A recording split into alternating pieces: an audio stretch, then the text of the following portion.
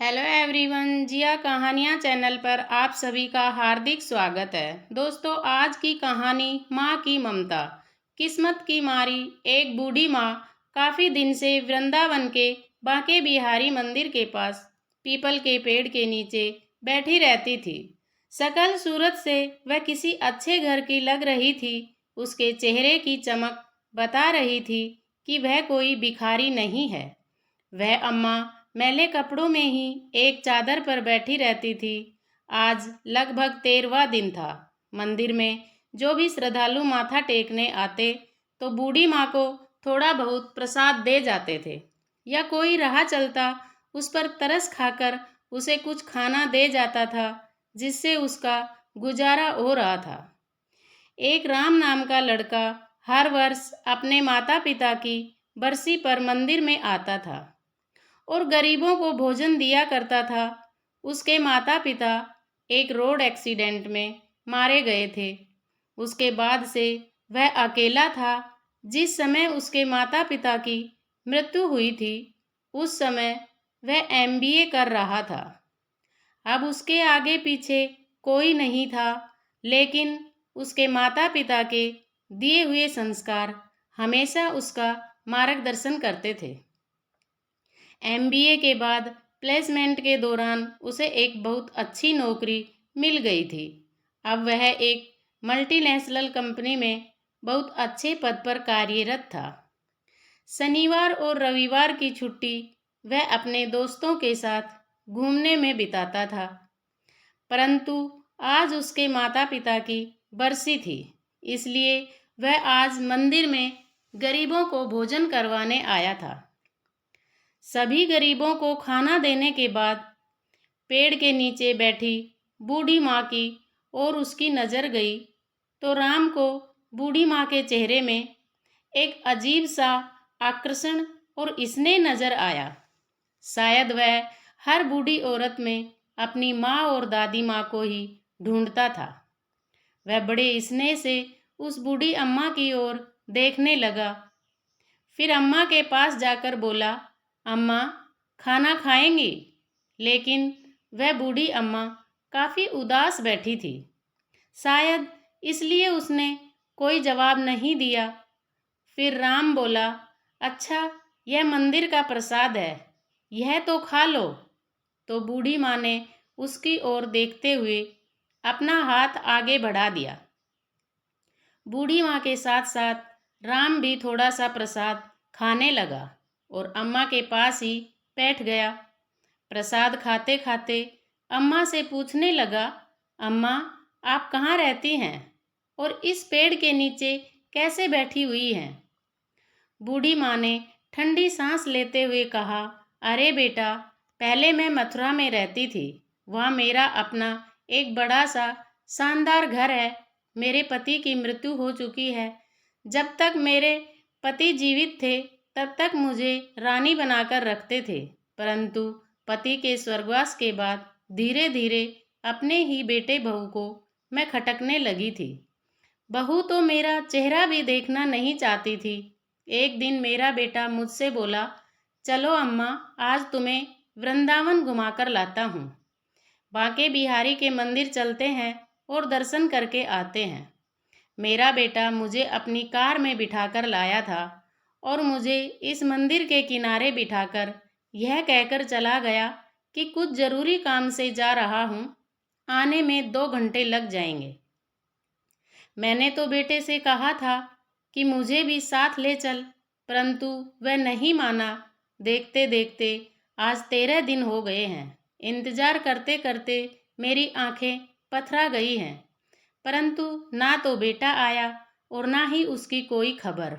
अब मैं समझ चुकी हूँ कि मेरा बेटा यहाँ मुझे क्यों लेकर आया था, क्योंकि उसकी पत्नी मुझे बिल्कुल भी पसंद नहीं करती थी।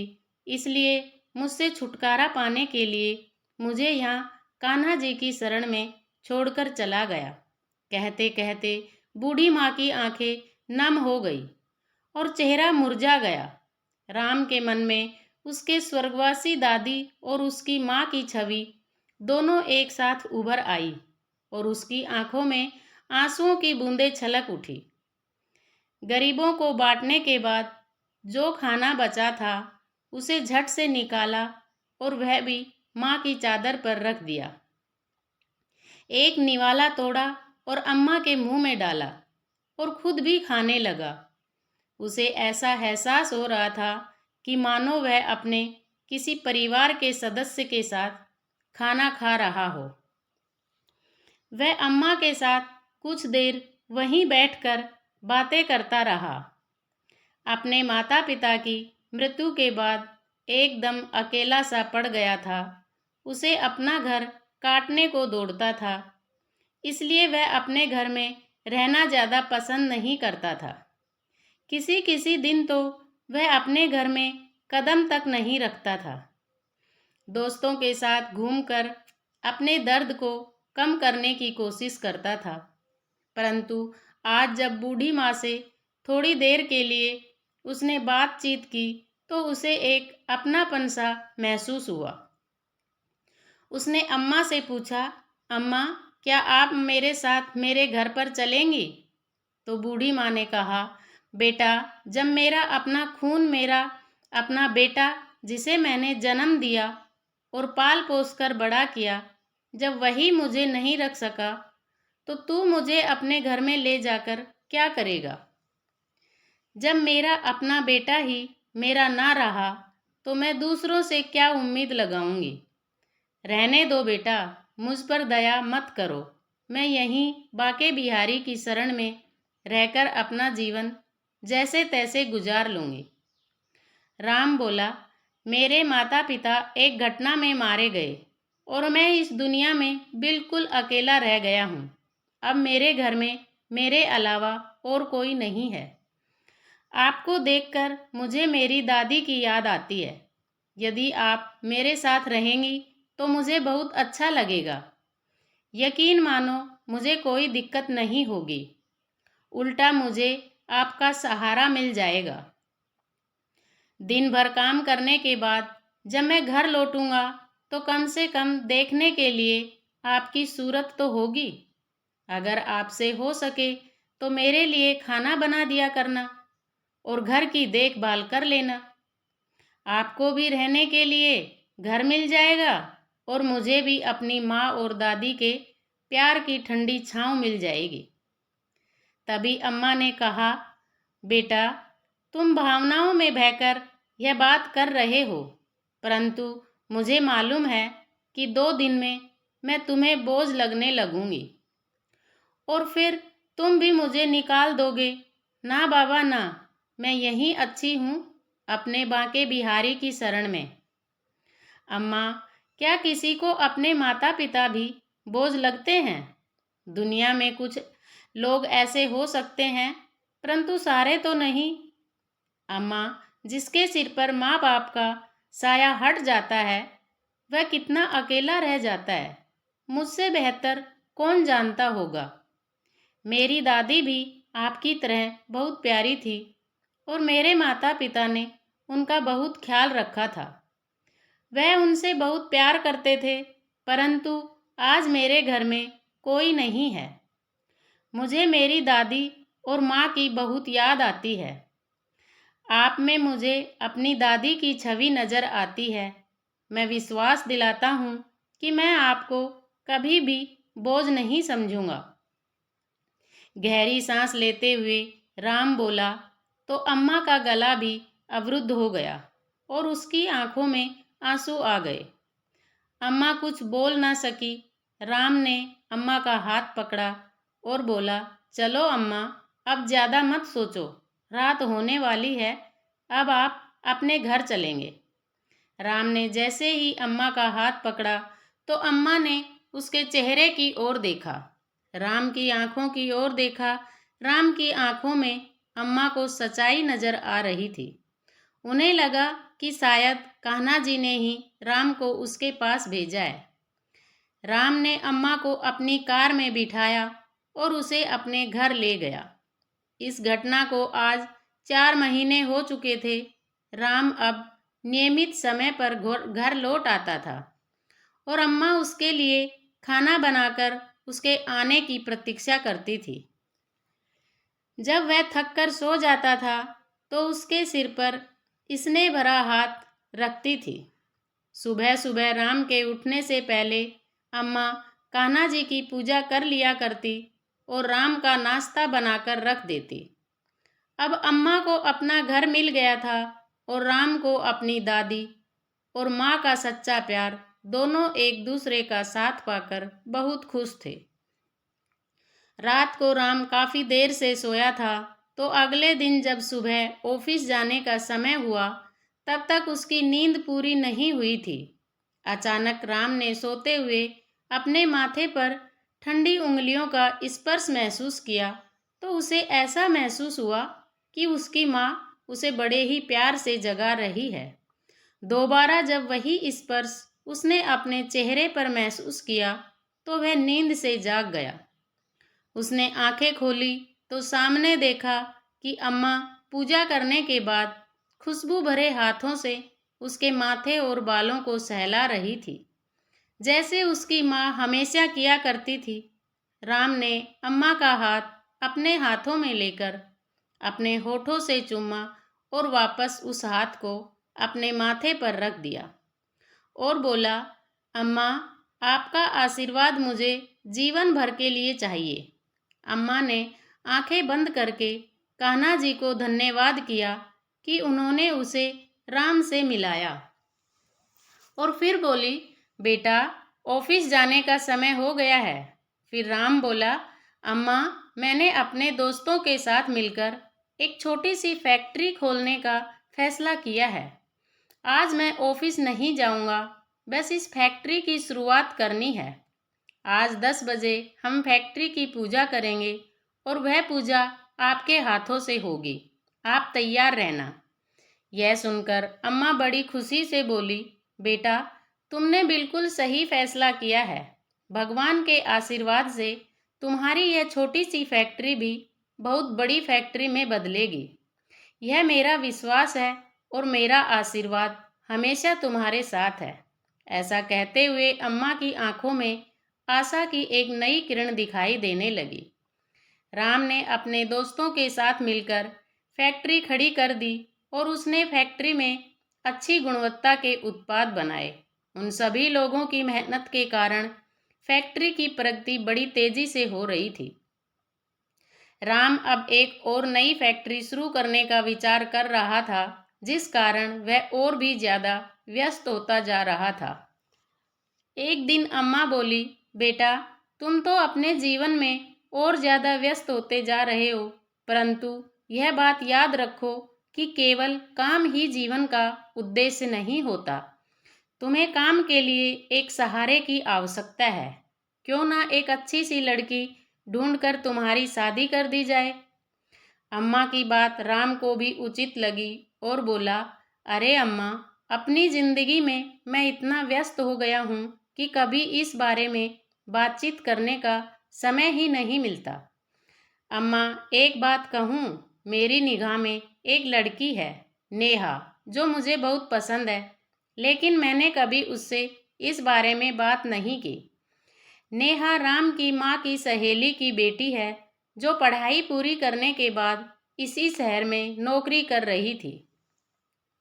राम की उससे मुलाकात कभी कभार हो जाती थी। राम को नेहा का स्वभाव और बातचीत करने का तरीका बहुत अच्छा लगता था। अम्मा राम के साथ नेहा के घर गई और उसके माता पिता से बातचीत की और राम और नेहा की शादी का प्रस्ताव रखा। नेहा के पिताजी ने तुरंत हाँ कर दी। बस फिर क्या था, कुछ ही दिनों बाद राम नेहा को दुल्हन बनाकर अपने घर ले आया। नेहा अम्मा के गुणों से और उनके स्नेह से बहुत प्रभावित हुई। जितना प्यार राम अम्मा से करता था, उससे कहीं ज़्यादा लगाव नेहा का अब अम्मा से हो चुका था। नेहा हमेशा सोचती कि ना जाने अम्मा उसके दिल की हर बात को कैसे जान लेती है और कैसे उसकी हर चाहत को उसके कहे बिना पूरा कर देती है। समय बीतने लगा और राम के घर में 2 जुड़वा बच्चों ने जन्म लिया, एक बेटा और एक बेटी। राम का घर तो जैसे खुशियों से भर उठा था। अम्मा जी अब सही मायने में दादी बन चुकी थी। अब उनकी मुख्य जिम्मेदारी राम और नेहा नहीं, बल्कि अम्मा के पोता और पोती हो गए। अब अम्मा का बिस्तर अपने पोता और पोती के कमरे में लगवा दिया गया, ताकि वे दोनों अम्मा के स्नेह की छांव में रहें और उनके संस्कारों के साथ पले बढ़ें। बिना दादी के तो दोनों बच्चे एक समय का खाना तक भी नहीं खाते थे। जब भी बच्चे मम्मी पापा के साथ बाजार जाते तो जिद करके दादी को हमेशा अपने साथ लेकर जाते। नेहा और राम भी अपने बच्चों की जिम्मेदारी अम्मा को देकर बिल्कुल बेफिक्र हो चुके थे। नेहा अपने पति के साथ उसके काम में पूरी मदद करती थी। राम को भी नेहा के रूप में बहुत अच्छा जीवन साथी मिला था, जिस कारण उसकी फैक्ट्री अब नई ऊंचाइयों को छू रही थी। उसकी फैक्ट्री की शाखाएं अब देश के अलग अलग शहरों में स्थापित हो चुकी थी, जिसमें हजारों कर्मचारी कार्यरत थे। उधर अम्मा का बेटा निखिल, जो अम्मा को दर दर की ठोकरें खाने के लिए छोड़कर चला गया था, वह रह रहकर अपराध बोध से ग्रसित हो रहा था। अपनी निरपराध माँ के साथ किया गया व्यवहार पल पल उसे कचोट रहा था। अपने घर के कलह से दुखी होकर और अपनी पत्नी के साथ सुखी जीवन जीने की चाह में अपनी माँ का त्याग कर दिया था। परंतु उस दिन के बाद से उसका अंतर्मन उसको कचोट रहा था, जिसे वह किसी के साथ भी साझा नहीं कर पा रहा था। अब उसके घर में केवल उसकी पत्नी का ही एक छत्र राज था। अब वह अपनी मर्जी के अनुसार खर्च करती थी और दुकान में से मन मर्जी का पैसा निकालती थी। परंतु व्यवसाय से लगातार पैसा निकालने के कारण उसका जमा जमाया व्यवसाय, जो उसके पिता के द्वारा खड़ा किया गया था, घाटे में जाने लगा, जिसके कारण अंततः उसे दुकान बंद करनी पड़ी। दुकान बंद करने के बाद कुछ दिन बड़ी कठिनाइयों में गुजरे। अब निखिल और उसकी पत्नी को आटे दाल का भाव मालूम पड़ने लगा। फिजूल खर्ची तो दूर की बात थी, अब उनके पास घर खर्च और अपने बच्चों की आवश्यकताओं को पूरी करने के लिए भी पैसा नहीं था।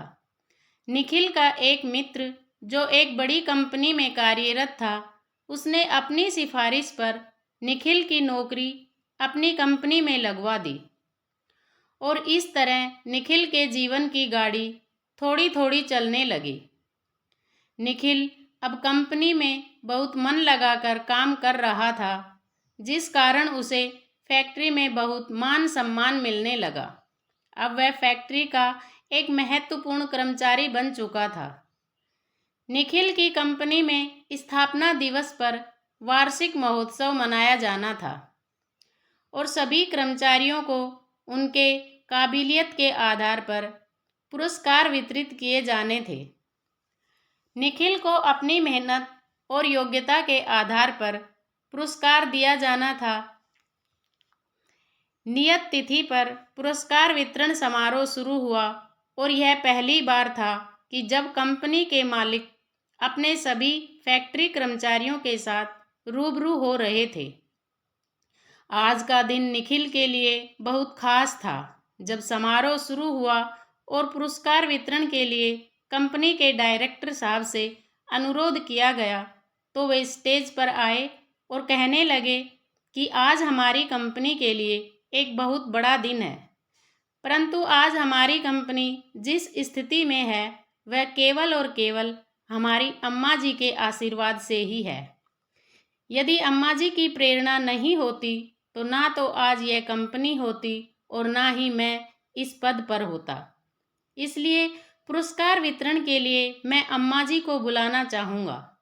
अम्मा जी, कृपया आप स्टेज पर आइए और अपने हाथों से सभी योग्य कर्मचारियों को पुरस्कार वितरण कीजिए।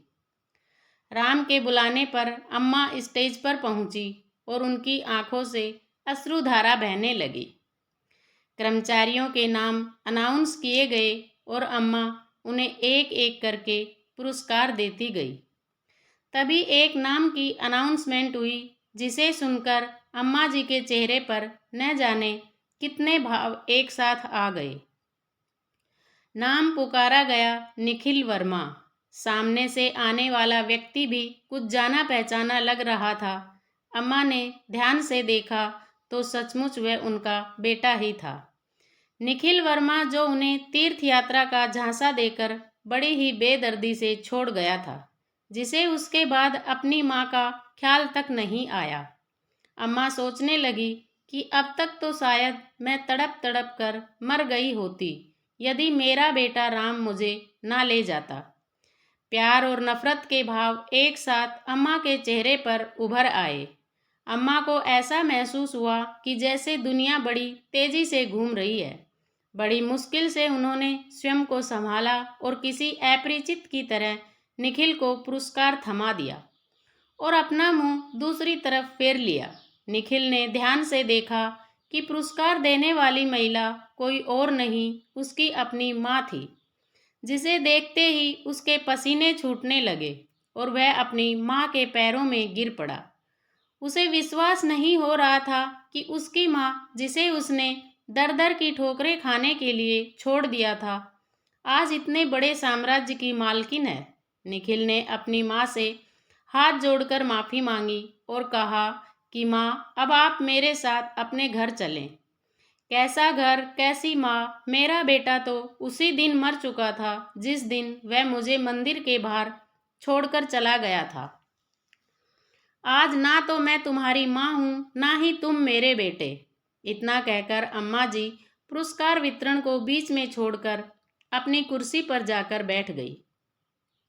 निखिल माफ़ी मांगता रहा, लेकिन अम्मा ने उसकी तरफ देखा तक नहीं और राम के साथ घर वापस चली गई। कभी निखिल अपनी माँ का बहुत लाडला हुआ करता था, लेकिन अपनी पत्नी के बहकावे में आकर वह अपनी माँ के साथ बहुत बुरा सलूक करने लगा। उन बातों को अम्मा कभी नहीं भूल सकती थी। उधर निखिल को यकीन नहीं हो रहा था कि जिस कंपनी में वह काम करता था, उस कंपनी की मालकिन दरअसल उसकी माँ थी। आज उस माँ के हाथों से उसे पुरस्कार मिला तो उसका सिर चकरा गया था। हर पल उसे अपनी माँ की याद सता रही थी। अपनी करतूत उसे झकझोर रही थी और नासूर बनकर उसे लगातार चोट पहुंचा रही थी। एक दिन रविवार को जब उसकी ऑफिस की छुट्टी थी, तो वह अपनी पत्नी मीना को लेकर स्कूटर पर राधा रानी के मंदिर दर्शन करने के लिए गया। राधा कृष्ण की मूर्ति के सामने हाथ जोड़कर खड़ा हुआ तो उसे ऐसा लगा जैसे भगवान भी कुटिल दृष्टि से उसके द्वारा किए गए पाप के लिए उस पर हंस रहे थे। घबराकर उसने आंखें खोली। पूजा पाठ करके मंदिर से आते हुए अपराध बोध के कारण उसकी मानसिक स्थिति बिगड़ी हुई थी, जिस कारण उसे सामने से आता हुआ ट्रक भी नजर नहीं आया और तेज धमाके के साथ स्कूटर ट्रक से टकरा गया। वे दोनों बुरी तरह से घायल हो गए। निखिल की स्थिति गंभीर बनी हुई थी। उसके पैर की हड्डी टूट चुकी थी और उधर उसकी पत्नी मीना को पैरालिसिस हो चुका था। वह उठने और चलने में असमर्थ थी। जब उसे होश आया तो दहाड़े मार मार कर रोने लगी। अब घर पर भी दोनों बच्चों की देखरेख के लिए कोई नहीं था। मीना के मायके से उसके भाई भाभी उसका पता करने के लिए आए, परंतु थोड़ी देर में हालचाल पूछकर वे दोनों चलते बने। निखिल के दोस्त ने सारी घटना की जानकारी कंपनी के मालिक राम को दी। जब राम फोन पर उससे बात कर रहा था तो अम्मा वहीं बैठकर उसके साथ चाय नाश्ता कर रही थी। निखिल वर्मा का नाम सुनकर अम्मा चौंक उठी। उसने राम से पूछा कि क्या हुआ, किस बारे में बात हो रही थी। तो राम ने सारा हाल सुनाया कि उसकी कंपनी का एक कर्मचारी निखिल वर्मा का एक्सीडेंट हो गया है। वह गंभीर रूप से घायल है। यह सुनकर अम्मा रोने लगी। जब राम ने अम्मा से उसके रोने का कारण पूछा तो अम्मा ने सारी बात कह सुनाई। तब राम बोला, अम्मा, कर्मों का फल तो भोगना ही पड़ता है। उसने जैसे कर्म किए थे उसे फल तो मिलना ही था। लेकिन अम्मा का दिल अंदर ही अंदर अपने बच्चों के लिए तड़प रहा था। उसके बेटा बहू लाचार होकर बिस्तर पर पड़े थे। इसलिए अम्मा ने कहा कि मैं थोड़ा समय अपने बेटे बहू के पास जाना चाहती हूँ। कुछ दिनों बाद वापस आ जाऊंगी। राम ने भी हाँ भर दी और अम्मा को बहुत से पैसे देकर उनके बेटा बहू के पास छोड़ आया। अम्मा ने अपने बेटे और बहू को एक अच्छे से अस्पताल में भर्ती करवाया, जहाँ उनका पूरा ध्यान रखा जाने लगा। उनके बच्चों को संभाला और साथ साथ उनकी दुकान को भी फिर से खड़ा किया। जो पैसे राम ने दिए थे उन पैसों को अम्मा ने अपने बेटे बहू की गृहस्थी संभालने में लगाया। हर कदम पर राम ने अम्मा की पूरी मदद की। निखिल और उसकी पत्नी की तबीयत अब कुछ सुधरने लगी थी। दूसरी ओर उसका कारोबार पहले की तरह चमक उठा था। उनकी गृहस्थी को कुछ ही महीनों में अम्मा ने फिर से व्यवस्थित कर दिया था।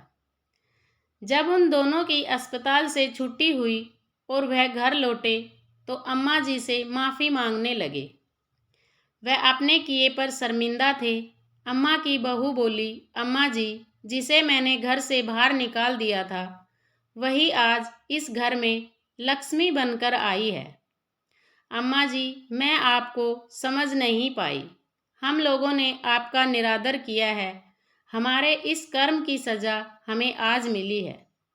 दोनों बेटा बहू अम्मा के पैरों में पड़ गए। अम्मा ने भी उन दोनों को माफ़ कर दिया और अम्मा ने कहा, अब तुम दोनों की तबीयत ठीक हो चुकी है और तुम अपनी गृहस्थी को संभाल सकते हो। तुम्हारी दुकान भी खूब अच्छे से चल रही है, इसलिए अब मैं चलती हूँ। मेरा बेटा और मेरा परिवार मेरा इंतज़ार कर रहा है। यह कहकर अम्मा ने अपना बैग तैयार कर लिया। बेटा बहू दोनों ने अम्मा को जाने से रोकने की खूब कोशिश की, परंतु अम्मा ने कहा, मेरा बेटा राम मुझ पर जान छिड़कता है। अब वही मेरा बेटा है, इसलिए मुझे जाना होगा। उन दोनों ने बहुत मनाया, परंतु अम्मा नहीं रुकी और बेटे के घर से जल्दी बाहर निकल गई। बाहर राम पहले ही अम्मा को लेने के लिए गाड़ी में पहले ही पहुंच चुका था। किसी ने बिल्कुल सही कहा है, यह दुनिया तेज धूप है। ममता से भरी तो बस माँ होती है। माँ की ममता हमेशा बच्चों की भलाई ही सोचती है। दोस्तों, आपको यह कहानी कैसी लगी कमेंट करके ज़रूर बताएं और चैनल को सब्सक्राइब करना बिल्कुल ना भूलें। मिलते हैं एक नई कहानी के साथ। बहुत बहुत धन्यवाद।